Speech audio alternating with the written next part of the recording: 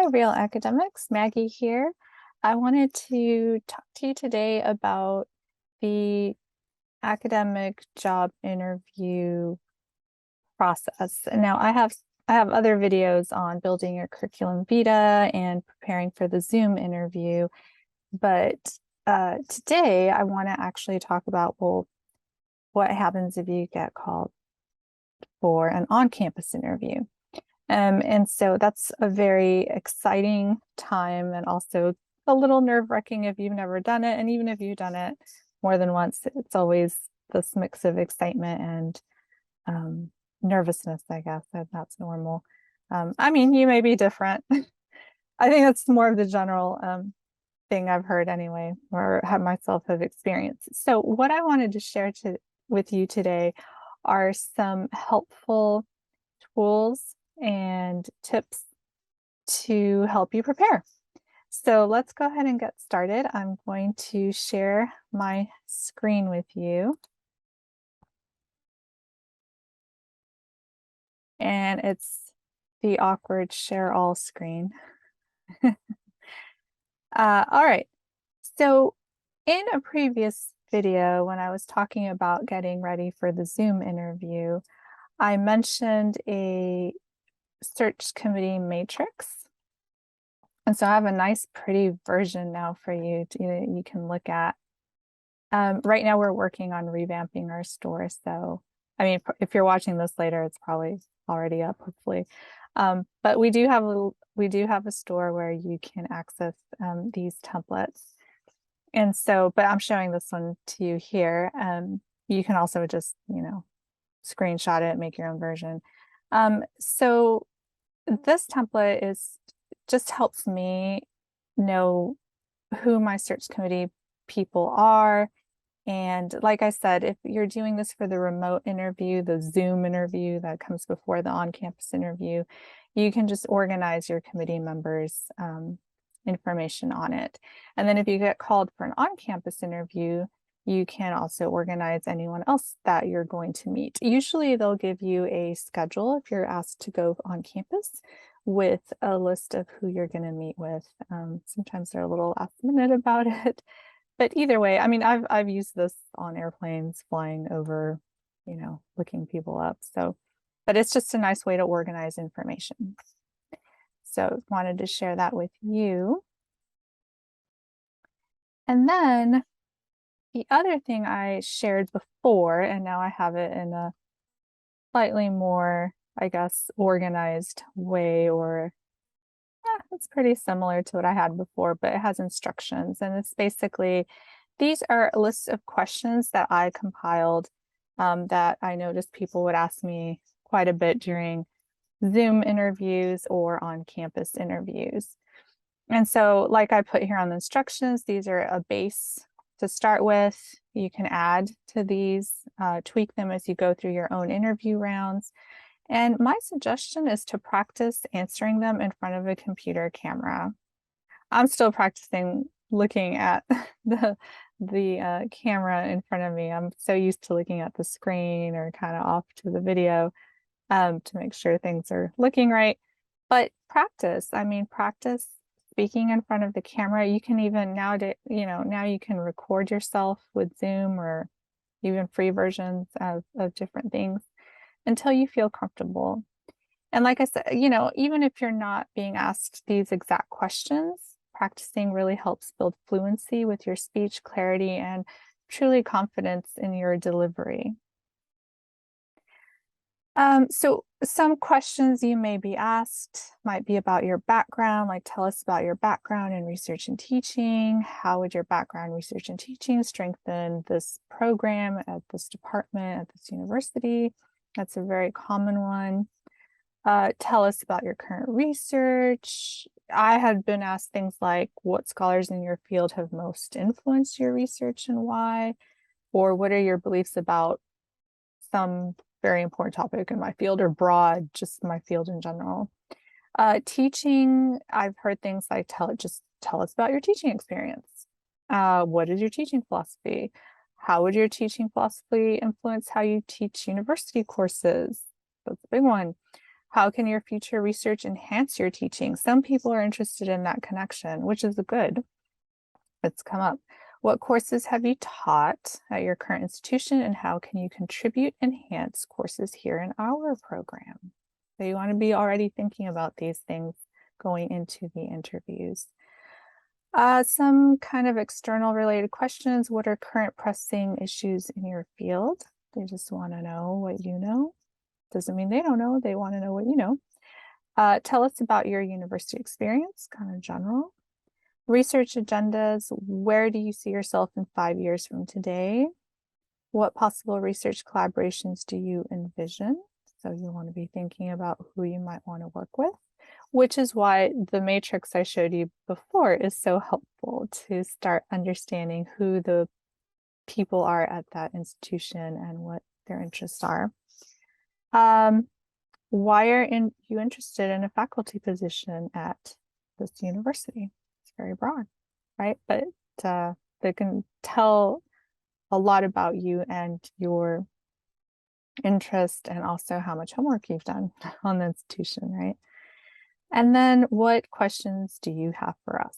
And that one used to trip me up because I was like, I don't know what questions I have. Well, there's many questions you can ask, because one of the very important things to keep in mind is that you are also interviewing them. So here are some possible questions you can ask the search committee and or when you go on campus. All right, so I have here, you can use this for the remote interview. I like to have them on the screen or printed in front of me. Usually I would print them out so I could write notes.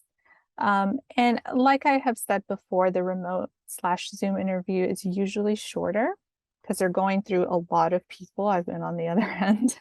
So they're going very quickly and being very strict on time. So really, they usually will only have time to ask like one question. So I would highlight 3 or 4 that you really want to ask, and see if there's time for that, okay?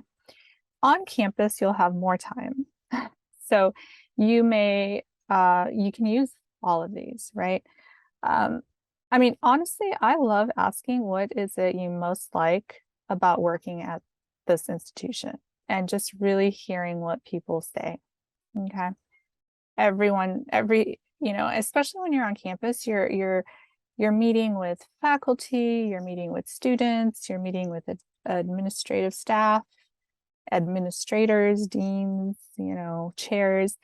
And it's really good to ask the same questions to different groups of people. So I'm going to show you what I mean in just a second. So as I go through these are questions you can ask different groups of people when you're on campus, because you're going to meet a lot of different groups of people.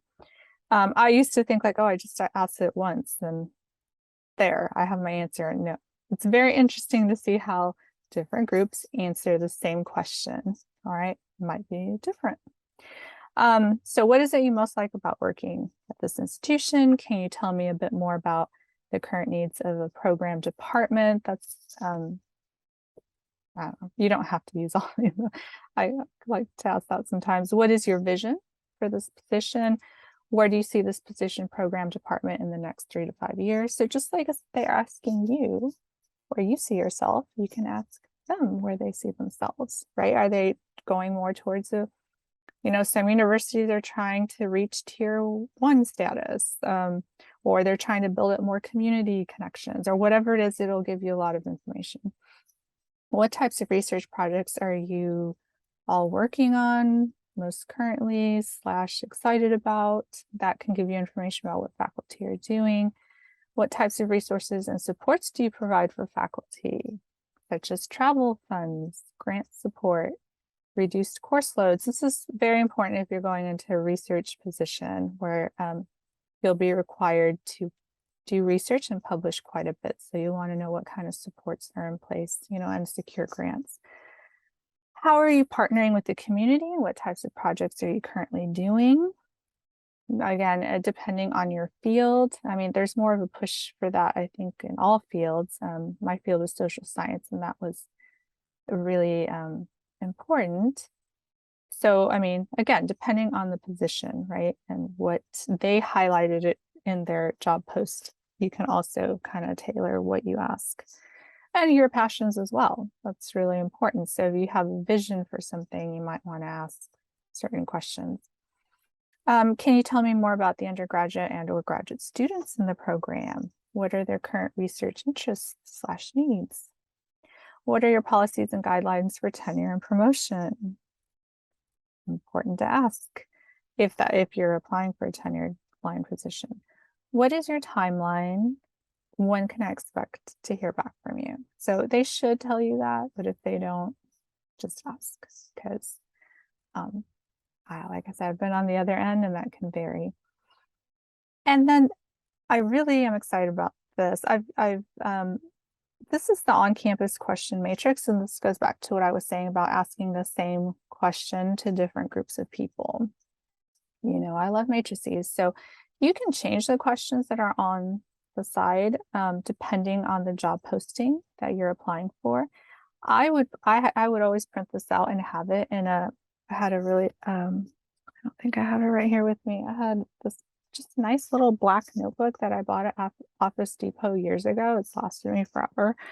And kind of old school. I mean, maybe you have an iPad or you can have it on your iPhone. I don't know. I'll be honest, like as being on the other side, I would not recommend having your phone out.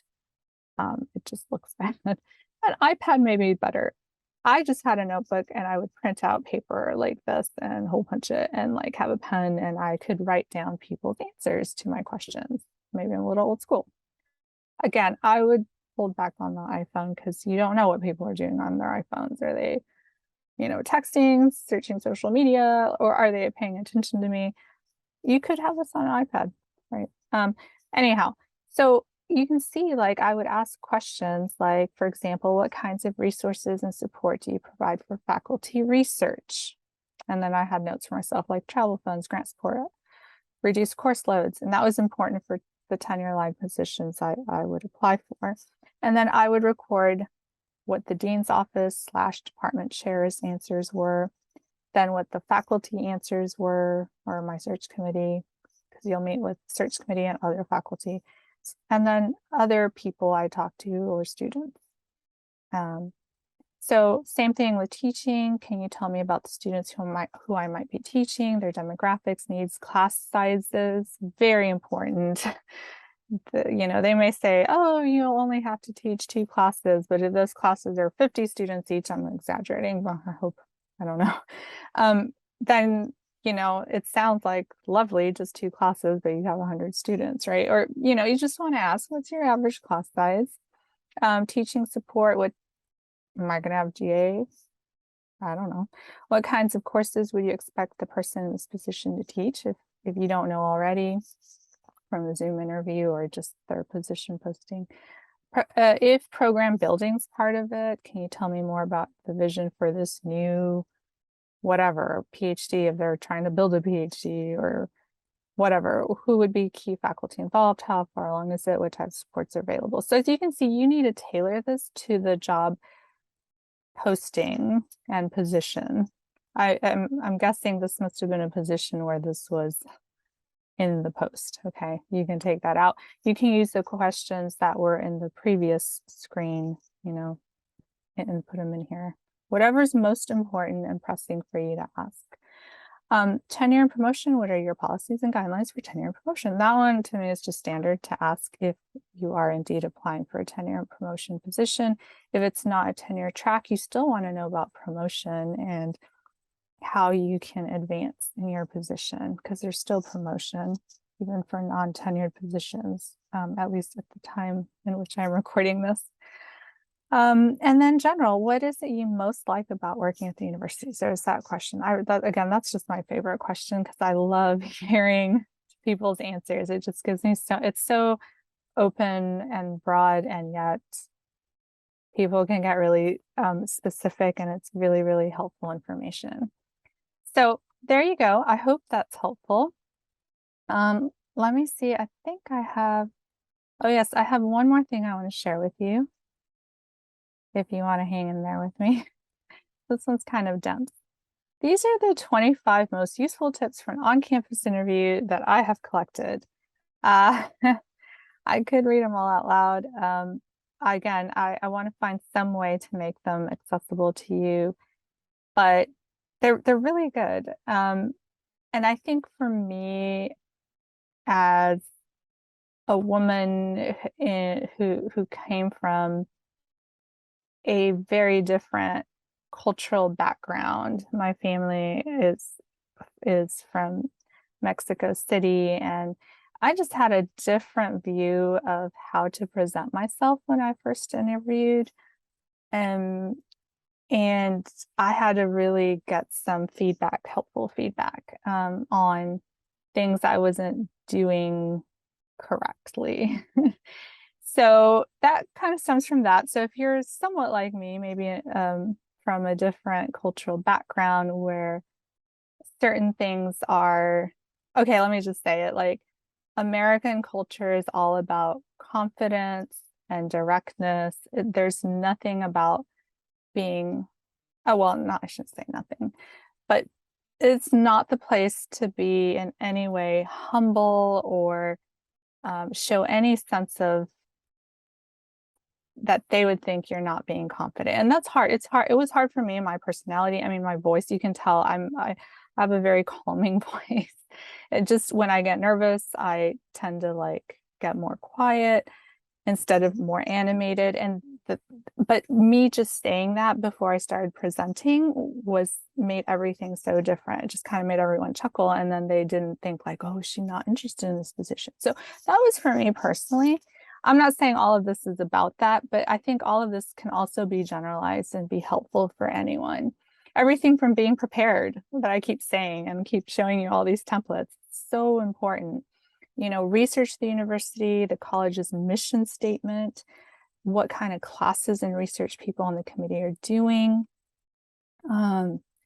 And anyone else that you're going to interact with, they should give you a schedule when you go on an on-campus interview. For remote interviews, ask who is going to be there. Dress professionally always. I know, I don't know, maybe you're thinking, well, that's a given. I have seen it all on the other side. I myself, maybe sometimes, I know when I was a poor grad student, it was a huge effort to invest in a suit, but it was really important to do that. Because it's true, your interview starts the moment that you step off the airplane and it doesn't end until you leave, even when you're eating lunch and dinner with people. Even if it feels casual, you are being interviewed. So it's a very exhausting, it's fun.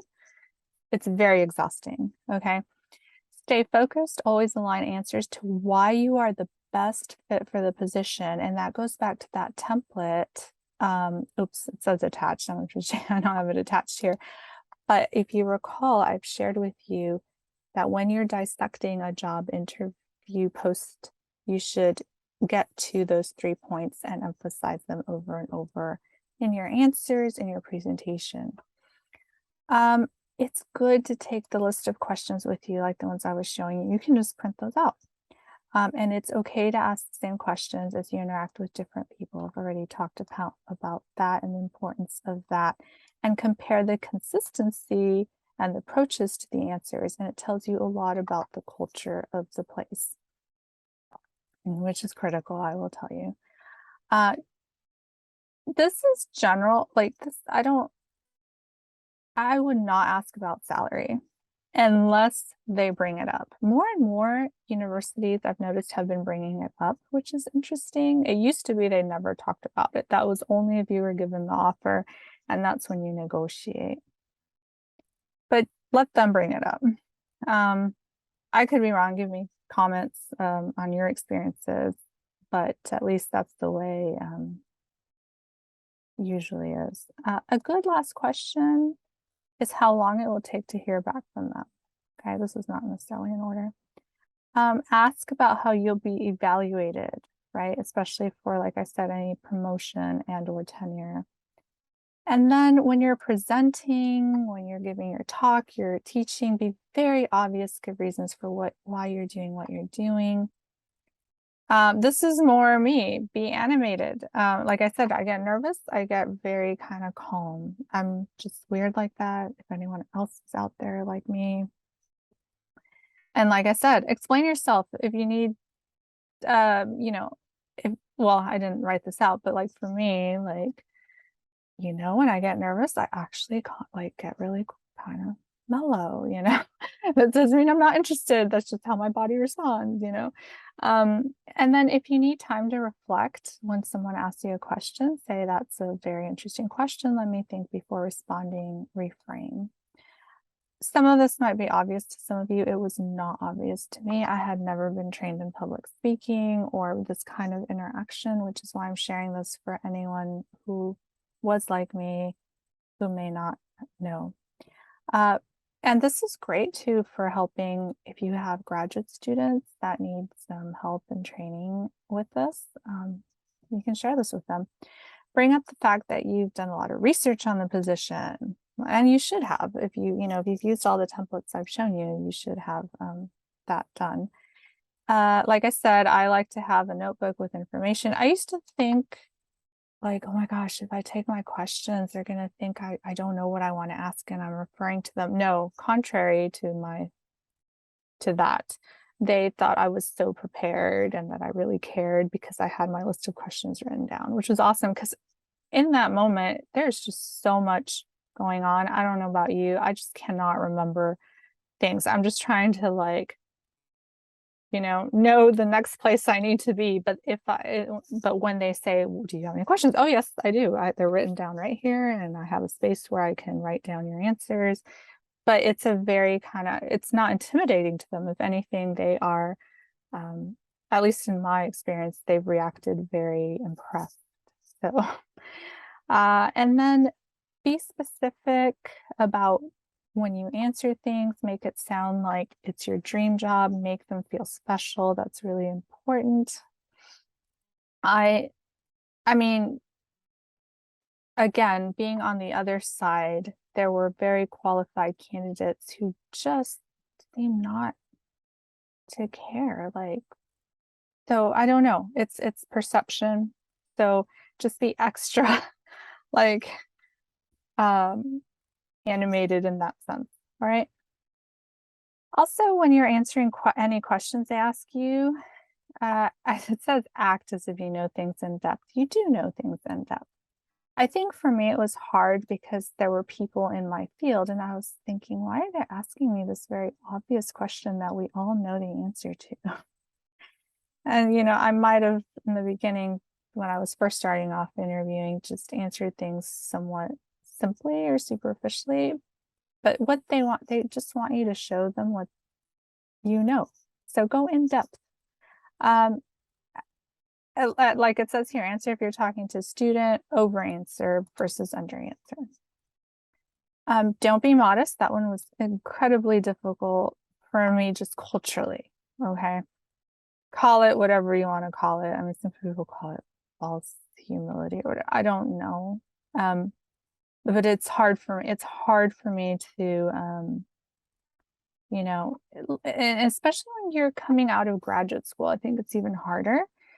Like when you're talking about collaboration, talk about, when you talk about your research, it's your research. Yes, you had collaborators. I mean, more and more people want collaborations. You mentioned collaborations, but you highlight yourself, okay, in your work.